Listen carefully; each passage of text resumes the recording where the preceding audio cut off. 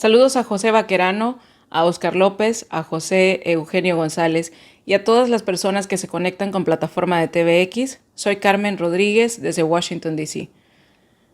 Este miércoles 2 de junio, cuando se han cumplido 2 años de gestión del gobierno actual, quiero hacer un fact-check de este periodo de gobierno del presidente Nayib Bukele.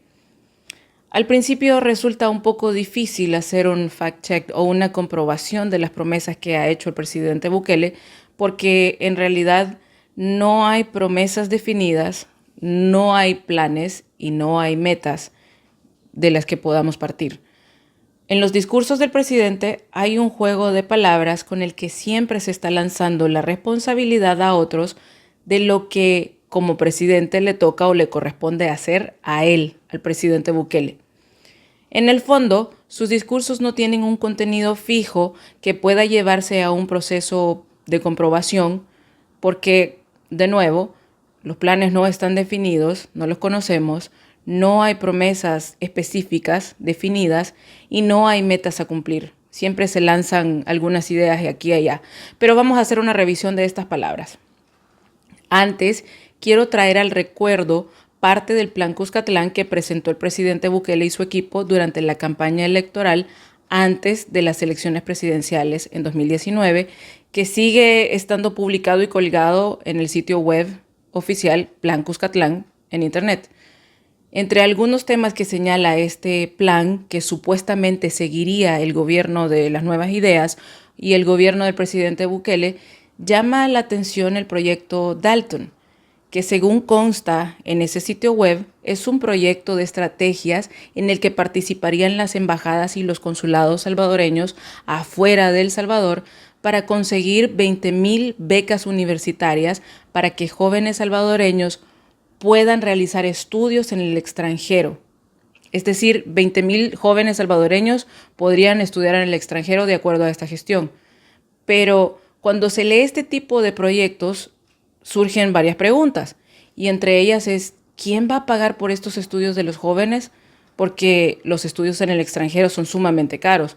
¿O quién va a realizar en realidad la gestión para conseguir esas 20,000 becas? Estamos a 2 años de gestión del presidente Bukele y ni siquiera se ha referido a este proyecto, solo por mencionar un ejemplo.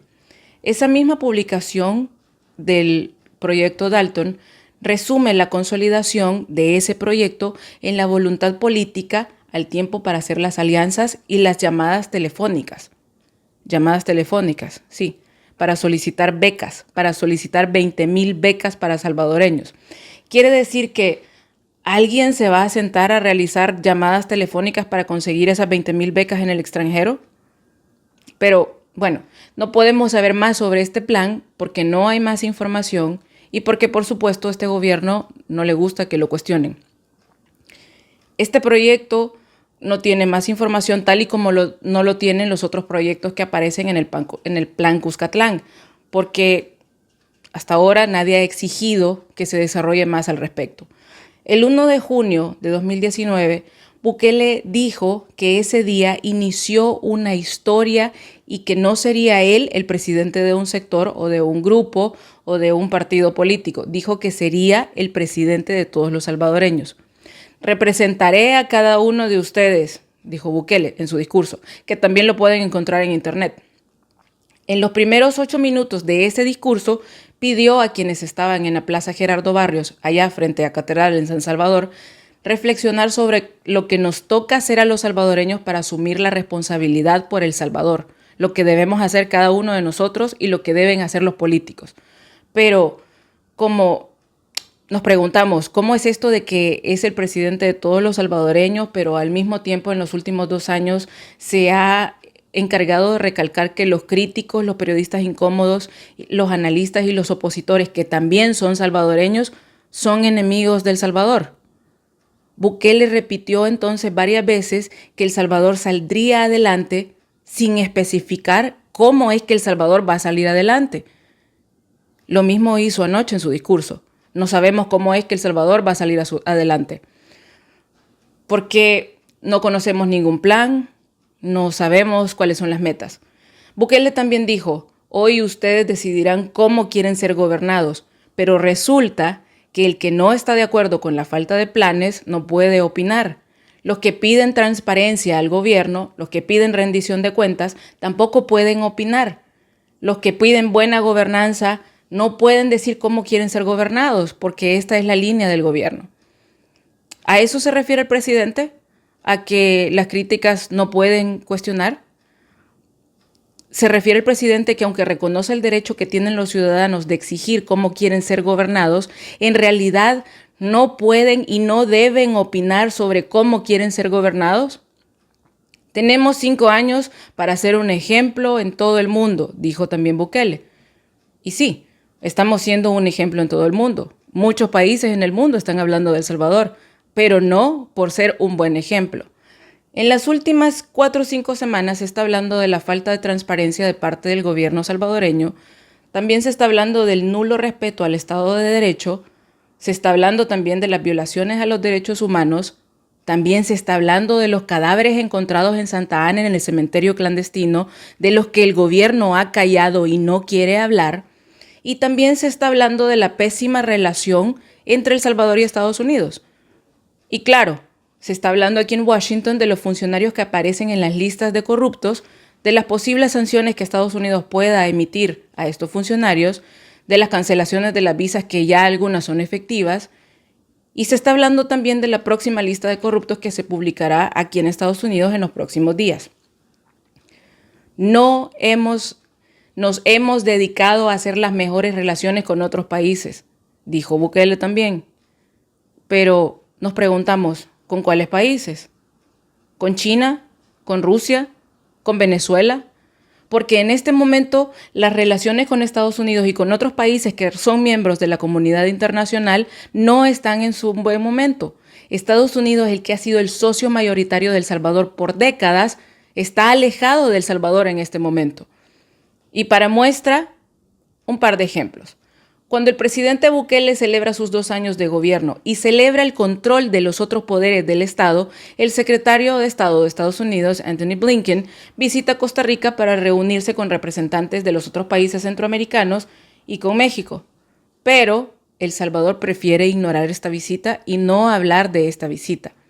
El día que Bukele celebra sus 2 años en el poder, la encargada de negocios de la Embajada de Estados Unidos, cargo que es equivalente al de embajador, Jean Maines, llega al país y sus primeras palabras al arribar al aeropuerto Monseñor Romero son claves y refuerzan rotundamente la postura de la administración Biden para con el gobierno de El Salvador. Palabras importantes.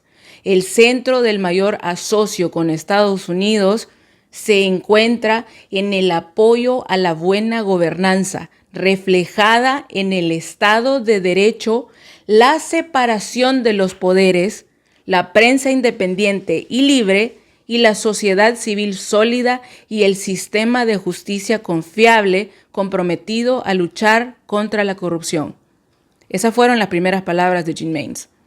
El sistema de justicia confiable y comprometido a luchar contra la corrupción. Estos dos son puntos claves. ¿Por qué Estados Unidos habría reorientado los fondos de USAID destinados para la policía, la Fiscalía y la Corte Suprema de Justicia cuando se recarga sobre el respeto al Estado de Derecho en el país y a la separación de los poderes del Estado? Deberíamos de preguntarnos eso. ¿Por qué Estados Unidos habría recortado esos fondos para la PNC, para la Fiscalía, para la Corte de Cuentas, para la Corte Suprema de Justicia, después de una elección de magistrados y del fiscal que no gozan de la confianza del mismo Estados Unidos y de la comunidad internacional? ¿Será porque tienen algo en el pasado? ¿Será porque el fiscal tiene vínculos con José Adán Salazar, fundador del Cártel de Texas, que ya ha sido parte de las listas de narcotraficantes en Estados Unidos? Hay que decirlo cuantas veces sea necesario y hay que repetirlo cuantas veces sea necesario. Las relaciones entre El Salvador y Estados Unidos no están en su mejor momento.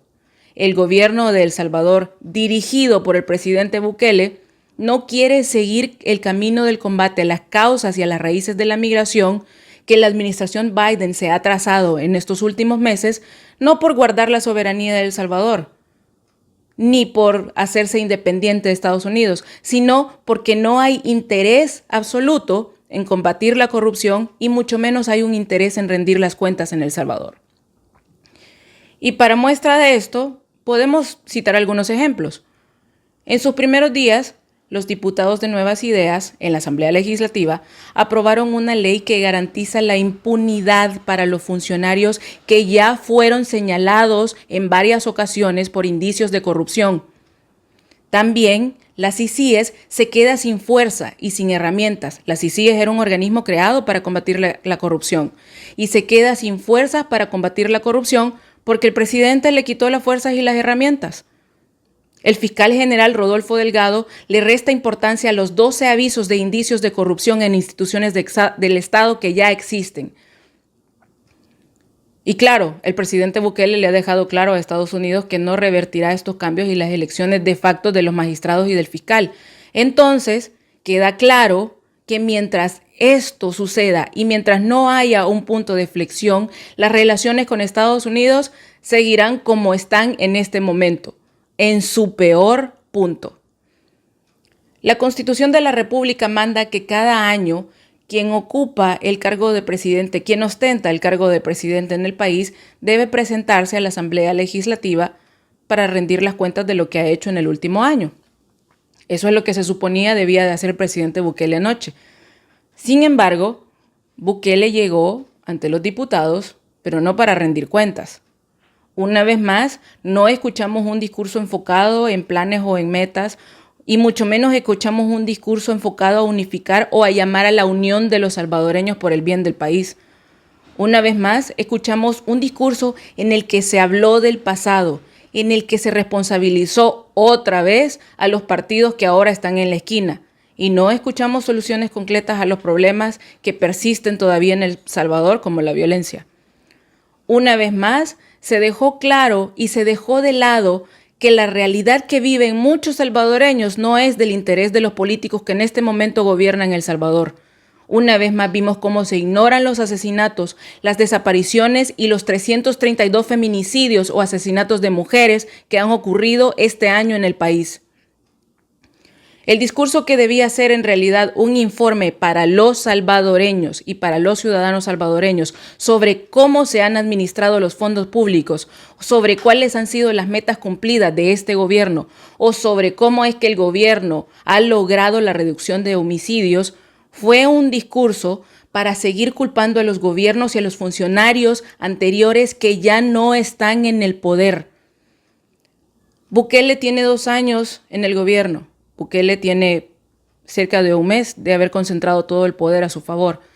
Bukele tiene el apoyo de la Asamblea Legislativa, tiene de su lado a la Corte Suprema de Justicia, tiene de su lado a la Fiscalía, a la Policía y a la Fuerza Armada y sigue responsabilizando y criticando a los que ya no están en el poder. Es tiempo, presidente, que deje de repartir las culpas y de que se haga cargo de su responsabilidad y de su cargo como presidente. Usted dijo, nosotros no debemos quedar bien con nadie más que con Dios y con los salvadoreños. Pero en realidad, con quien tiene que quedar bien usted, presidente, es con el pueblo salvadoreño, es con los salvadoreños. Incluso con los que critican y con los que exigen buena gobernanza. Con ellos es con los que tiene que quedar bien, no con Dios.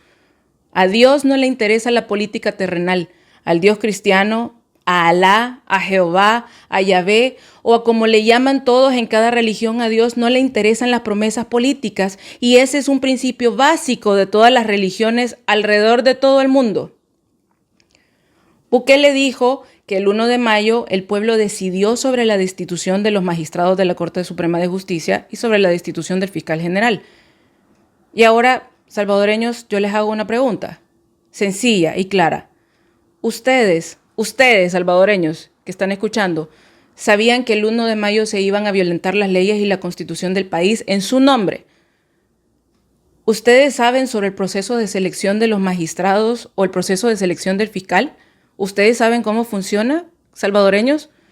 ¿Ustedes creen que hay que derrocar a un fiscal por sus vínculos con un partido político, porque apareció en una fotografía con colores de un partido político para nombrar a otro fiscal que tiene vínculos con el narcotráfico y con empresarios corruptos?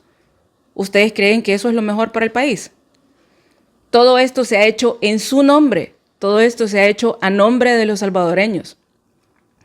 El presidente usó ayer más de 30 minutos en su discurso de 2 años de gestión para enfocarse en el pasado, para seguirse enfocando en lo que hicieron y en lo que no hicieron los gobiernos anteriores, los gobiernos del FMLN y los gobiernos de Arena. Pero dejó de lado la razón por la que debía presentarse ante la Asamblea Legislativa, que es la rendición de cuentas. El presidente no habló de la cifra de desaparecidos. Bukele no dijo absolutamente nada de los 5.381 salvadoreños que están desaparecidos.